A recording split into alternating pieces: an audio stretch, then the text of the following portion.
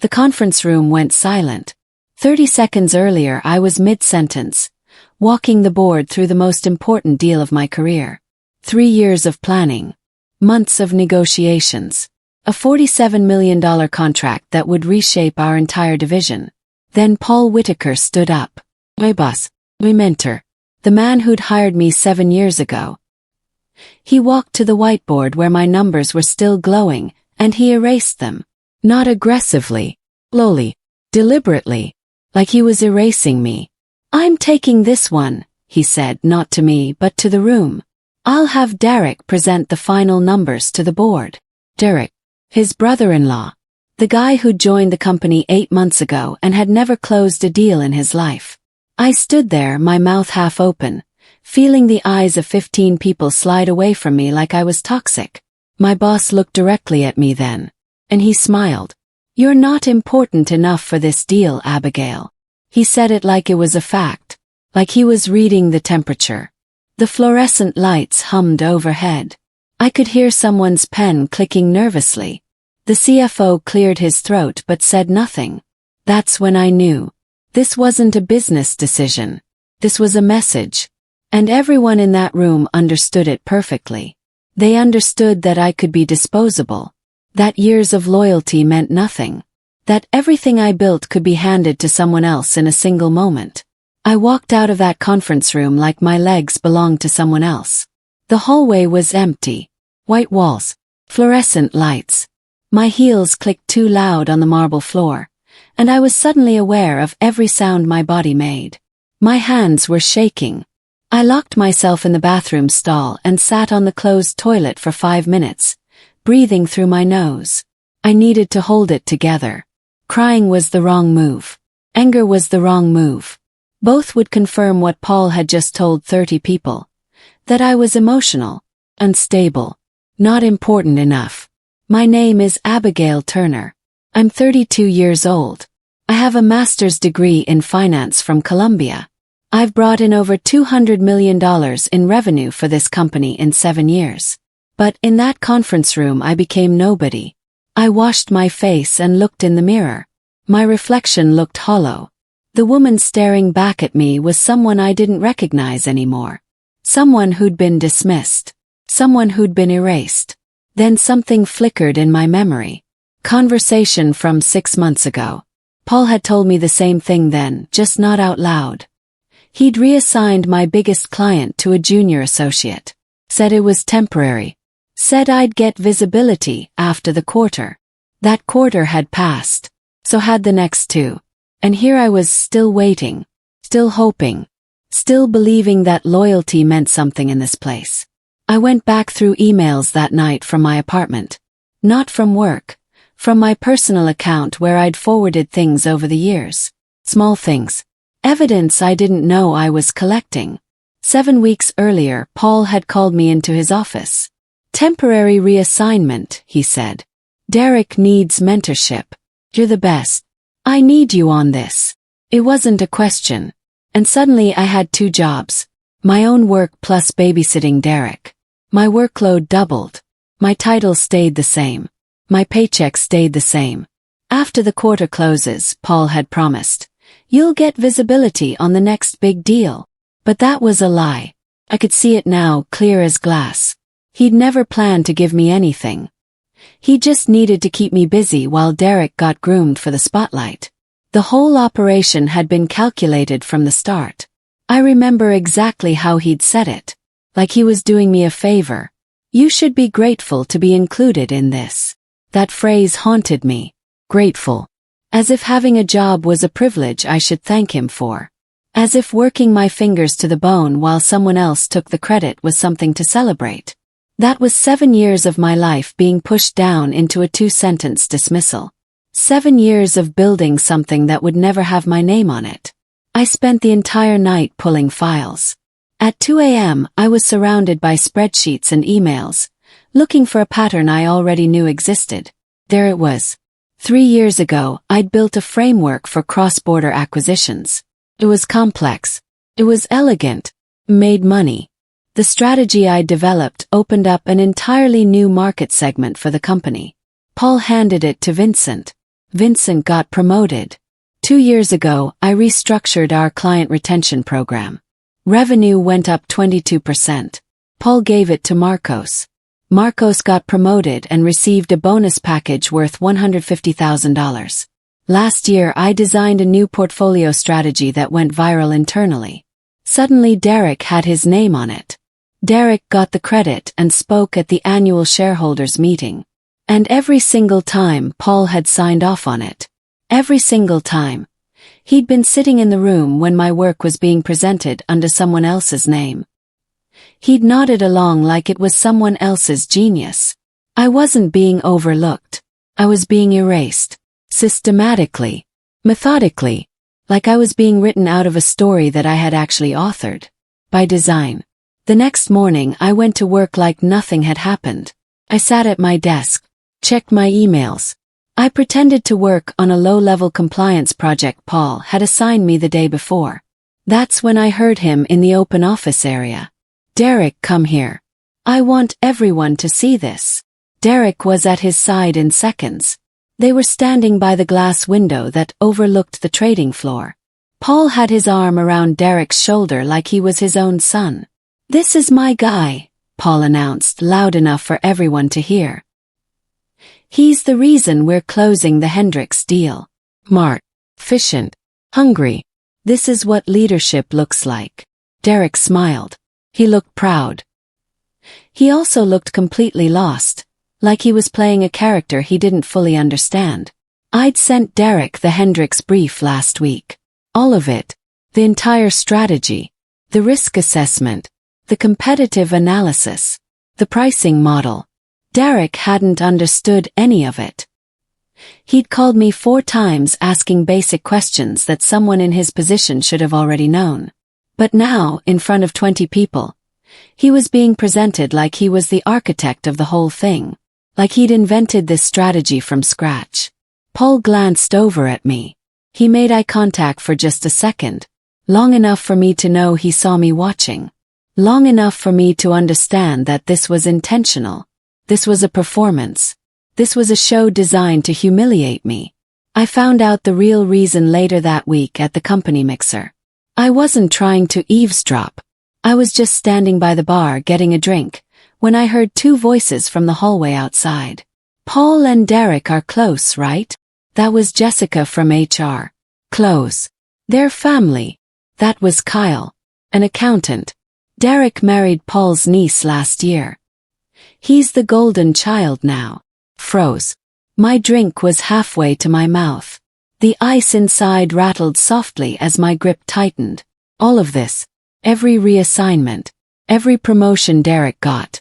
Every piece of my work that disappeared under someone else's name. It wasn't about competence. It wasn't about strategy. It wasn't about business. It was about blood. It was about nepotism. It was about a system rigged from the moment Derek walked through the door. Derek wasn't here to learn. He was here to be handed the world on a silver platter. And anyone who got in the way, anyone like me, had to be pushed aside. We were obstacles. We were threats to a predetermined outcome. I set my drink down without taking a sip and walked out of the mixer without saying goodbye. The truth was crystallizing inside me now. This wasn't just unfair. This was calculated. This was a conspiracy disguised as management.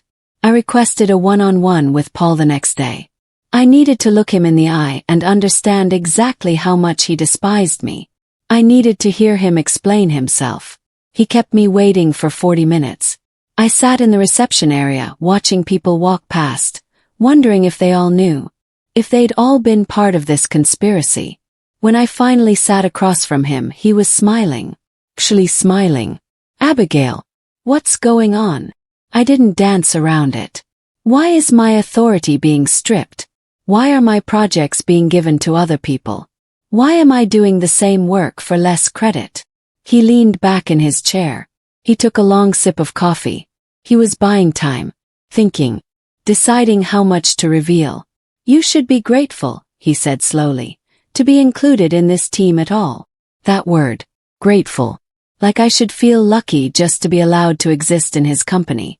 Like working 80-hour weeks was a privilege, not a responsibility. I've been here for 7 years, I said quietly. I've built half the division. I've mentored junior employees. I've turned around failing accounts. And you'll continue to be valued, he replied calmly. As long as you don't rock the boat. He wasn't talking about work anymore. He was warning me. Stay small. Stay quiet. Don't challenge the system. Accept your place. Because the system was rigged, and he knew I'd figured it out. That night, I stopped venting to my sister. I stopped complaining to my friends. I stopped angry journaling in my apartment at 2 a.m., writing about how unfair everything was. Instead, I opened a new file on my personal laptop. I titled it Timeline, and I started documenting everything. Not emotionally, not with anger, just facts. Actions. Who said what? When they said it. What happened as a result? What changed was my entire energy. I stopped being a victim in my own story. I stopped being someone things happened to. I started being someone who made things happen. I became a detective. Became a hunter. I noticed something else that night too. Something in the financials that made my stomach drop. A discrepancy I'd let slide before because I was too busy, too tired, too focused on doing my own job. Derek's deals had inflated performance metrics. Not dramatically. Just enough to look good. Just enough to make him seem more successful than he actually was. Just enough to justify his next promotion. And Paul was signing off on all of it. Every single time. I started looking closer at everything. The Hendricks deal that Derek got credit for. The actual numbers didn't match what had been reported to the board. There was a $2.3 million discrepancy in revenue recognition. I pulled the original contract. I compared it to the board presentation. The numbers were wildly different. The Morrison account that Vincent had taken over 3 years ago. Same pattern. The reported numbers were 18% higher than the actual transaction value. Vincent had gotten a promotion based on numbers that didn't exist. Derek's Roth portfolio. Inflated by $4.7 million in attributed gains. I could see the original documents and the revised versions side by side. Someone had manually changed the spreadsheets. This wasn't sloppiness. This wasn't a counting error. This was systematic. This was coordinated. This was intentional manipulation of financial records. And it all led back to one signature on every single document. Pulse. He wasn't just playing favorites. He wasn't just promoting his family member over more qualified candidates. He was committing fraud. He was falsifying financial reports. He was lying to the board, to investors, to shareholders. He was breaking the law. And he'd been doing it for years without anyone catching him. My sister didn't understand when I told her I was staying at the company. Quit, she said forcefully. Just walk away. Send your resume somewhere else. You don't owe these people anything. We were sitting in her kitchen. She'd made coffee. She was leaning forward, genuinely concerned that I was about to destroy myself. I'm not doing it for them, I said. Then who are you doing it for? I didn't answer right away. The truth was complicated. Part of me wanted revenge. Part of me wanted justice. But mostly I realized I wanted the truth to matter. I wanted the system to change. I'm doing it, I said, because someone has to. My sister looked at me like I was insane. She set down her coffee cup slowly. You could get hurt doing this. Not physically, but professionally, financially. If they find out what you're planning. They won't, I said with certainty I didn't fully feel. Not until I'm ready. And what about Monica? The other women they've pushed aside. That's exactly why I can't quit, I said. If I walk away, all of this stays buried. Paul keeps getting promoted. Derek keeps climbing. The board keeps trusting fake numbers. And the next woman who challenges the system gets pushed aside just like I had been. And the one after that. And the one after that. My sister didn't try to stop me again. But I could see the worry in her eyes. She knew what I was about to do would cost me something. For the next 6 weeks, I became invisible. I said yes to everything. I smiled at Paul's jokes even when they weren't funny. I complimented Derek's work even when it was mediocre. I dressed down in neutral colors. I spoke softly in meetings so people had to lean in to hear me. I became exactly what they tried to make me: small, harmless, not important enough to notice, not threatening enough to worry about. And Paul relaxed. That's when Derek got sloppy. Suddenly, I was invited to meetings I had no business attending. He'd ramble during these sessions, talking too much, overconfident in his own abilities. Paul would nod along approvingly, and I'd sit there with my notebook open, writing down every contradiction, every inflated number, every piece of false information. Derek would say something like, "We're projecting $8.2 million in Q3 revenue from the Summers account." But I had the actual contract in my folder. The real projection was $4.1 million. He was lying. And Paul was letting him. More than that, Paul was encouraging it. I documented every word. I created a second document tracking the pattern of lies.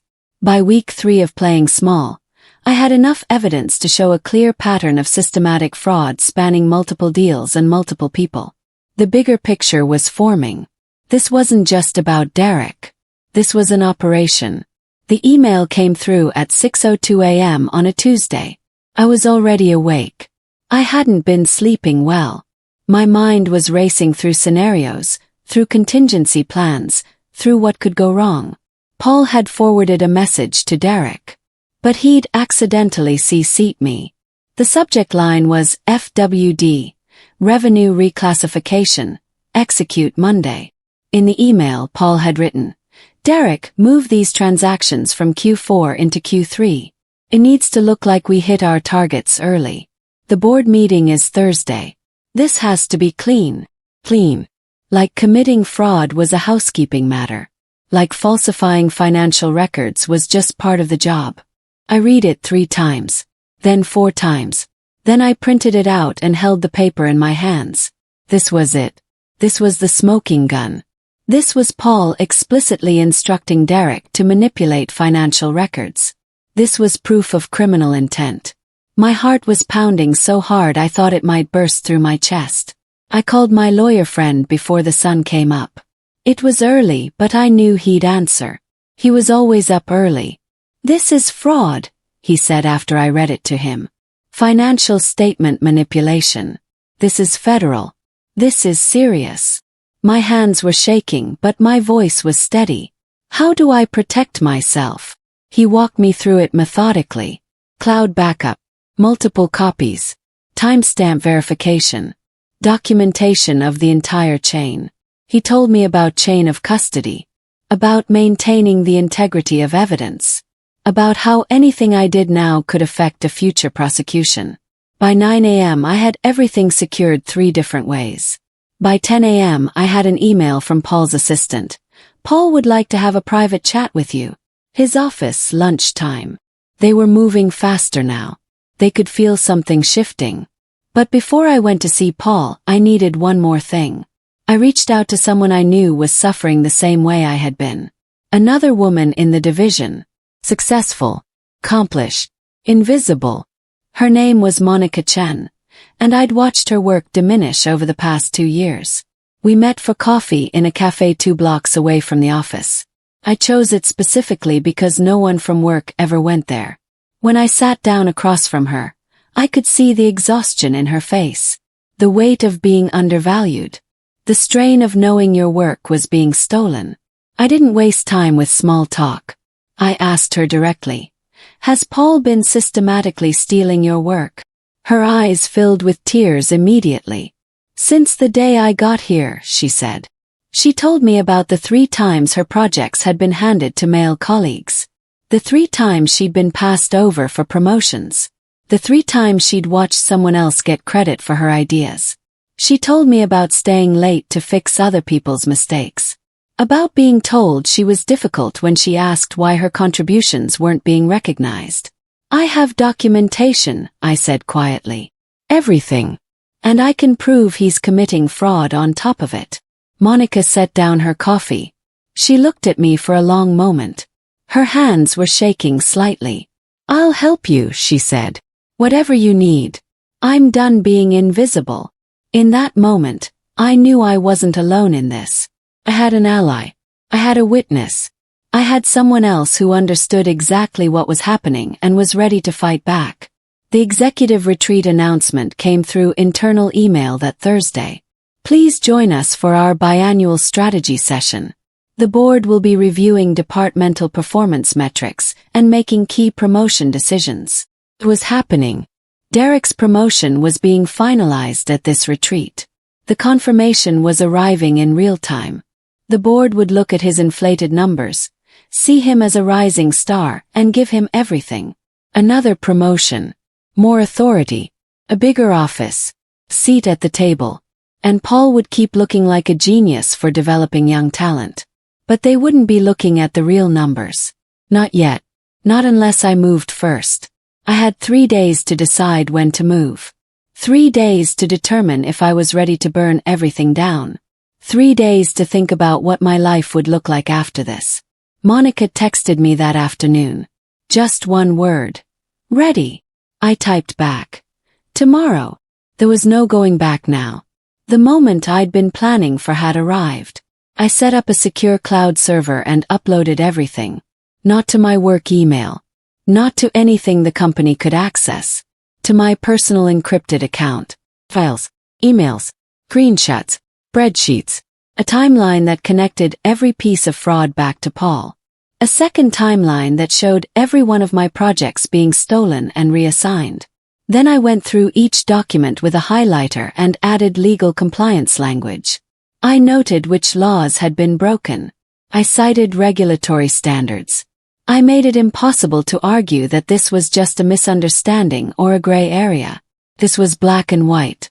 That afternoon, Paul sent me a meeting request. Private chat. My office. 4 p.m. I knew what this was. He was going to offer me a severance package. A golden handshake. Get out quietly, and we won't sue you for breaching your NDA. He was going to try to buy my silence. I sat across from him at exactly 4 p.m. Paul was almost charming. He complimented my attitude change. Said I seemed more relaxed lately. Said it was good to see me, adjusting to the new structure. He was speaking to me like I was a child who needed reassurance. You've always been a team player, Abigail, he said with that familiar condescending smile. And I'd like to make sure you're taken care of. He slid a packet across the desk. I didn't open it, but I could see the numbers on the first page. 6 months of severance. A reference letter. Health insurance through the end of the year. It was generous on the surface. It was also an insult disguised as generosity. You're firing me. Yes. I'm offering you a fresh start, he said. You've outgrown this position. I think you'd be happier somewhere else. Somewhere where you can really shine. As a solo contributor. He was dismantling my career in real time. And he was doing it with a smile. He thought I was broken. He thought I'd take the money and disappear quietly. I'm going to decline, I said firmly. His smile flickered just slightly. For the first time I saw a crack in his confidence. He hadn't expected that answer. Derek found me in the parking garage the next morning. He cornered me by my car, his voice low and rough. Don't do this, he said. I didn't pretend to misunderstand. Do what? Whatever you're planning. Paul thinks you're going to cause problems.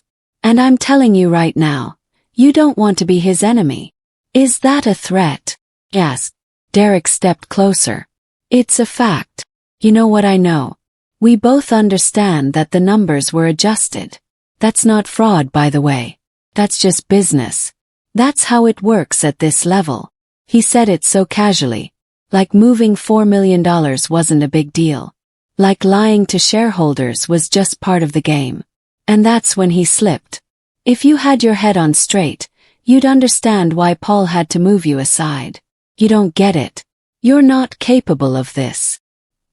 He turned to walk away, then looked back over his shoulder. Don't make Paul have to do something you'll regret. That afternoon an internal memo leaked. Not officially leaked, but passed around quietly through the finance team. The board meeting was being moved up. No longer Thursday. Now Wednesday. The day before the executive retreat.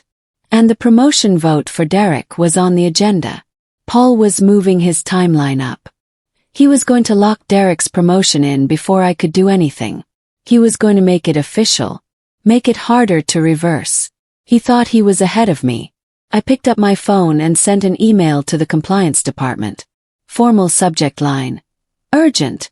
Financial discrepancies requiring review. I attached 3 documents. The revenue reclassification email. The inflated projections. A detailed timeline of questioned transactions.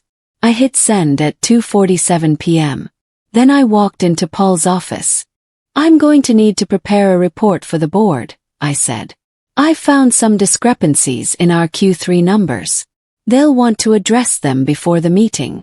Paul's face went white. The office buzzed with nervous energy that Wednesday morning. I could feel it. The shift. The moment when things tip. Paul was laughing too loud at lunch. Derek was checking his phone every 30 seconds. The compliance officer was in back-to-back meetings. External auditors had been called in overnight. Unannounced. Emergency audit. That's what happens when you submit financial discrepancies to the compliance department of a major corporation. They don't mess around. They bring in the third-party auditors. They lock everything down. Derek turned pale when he heard. I watched him from across the office floor. He understood then. It was over. The closed-door sessions started at 9 a.m. Paul and Derek. Then Paul alone. Then Paul with the board chair. Then Paul with the legal team. I wasn't in any of those rooms. But I could see what was happening through the glass walls. The conversations getting shorter. The faces getting grimmer. Paul's jaw clenched. The auditors reviewed my documentation. They compared it to the actual books. Everything aligned perfectly. Every number I'd flagged was wrong. Every signature I'd highlighted was on fraudulent reports. The board asked for interviews. They wanted to hear from everyone involved. Monica went in before me. She came out an hour later, and when she caught my eye, she nodded once. We'd done it. They called me into the boardroom at 3:14 p.m. The board chair, 2 board members, the compliance officer, and Paul. Paul looked destroyed. Like something inside him had broken. Miss Turner, the chair said, we've reviewed your submission. Can you walk us through what you found? I explained it calmly. Factually. Without anger or accusation. I just told the truth. The numbers. Pattern. The emails. The inflated projections. I laid it all out like it was mathematics, which it was. The board chair asked, why didn't you report this sooner? I did, I said. I tried 6 months ago. I was reassigned and told not to rock the boat. Paul stood up. This is ridiculous. She's twisting the numbers to protect her own career. This woman is emotional and unstable. Sit down, the board chair said quietly. And he did. But Paul couldn't help himself. He tried to stand again. His voice rose. He called me a liar. He called me jealous. He said I was manufacturing evidence because I couldn't handle not being the favorite. You were never going to be important enough, he said to me. Never. And that's when the board chair spoke up again. Mr. Whitaker, you're suspended effective immediately pending a full investigation.